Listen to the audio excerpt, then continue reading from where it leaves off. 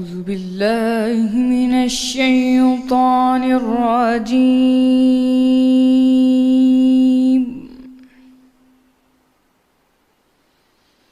بسم الله الرحمن الرحيم.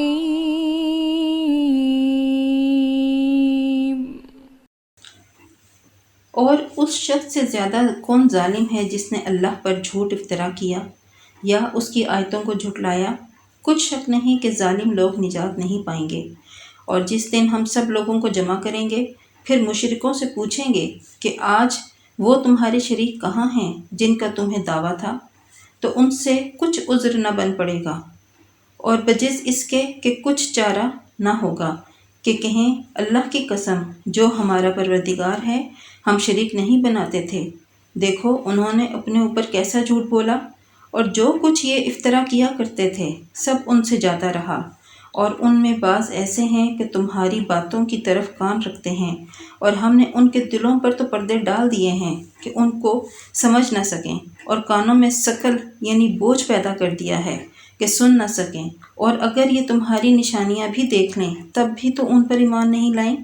یہاں تک کہ جب تمہارے پاس تم سے بحث کرنے والے آتے ہیں تو جو کافر ہیں کہتے ہیں یہ قرآن اور کچھ بھی نہیں، صرف پہلے لوگوں کی کہانیاں ہیں، اور اس سے اوروں کو بھی روکتے ہیں اور خود بھی پرے رہتے ہیں، مگر ان باتوں سے اپنے آپ ہی کو ہلاک کرتے ہیں اور اس سے بے خبر ہیں۔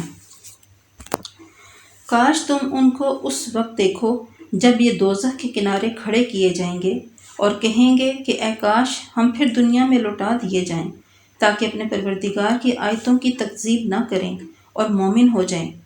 ہاں، یہ جو کچھ پہلے چھپایا کرتے تھے آج ان پر ظاہر ہو گیا ہے، اور اگر یہ دنیا میں لوٹائے بھی جائیں تو جن کاموں سے ان کو منع کیا گیا تھا وہی پھر کرنے لگیں۔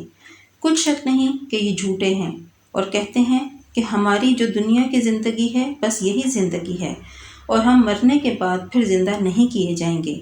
اور کاش تم ان کو اس وقت دیکھو جب یہ اپنے پروردگار کے سامنے کھڑے کیے جائیں گے، اور وہ فرمائے گا کیا یہ دوبارہ زندہ ہونا برحق نہیں؟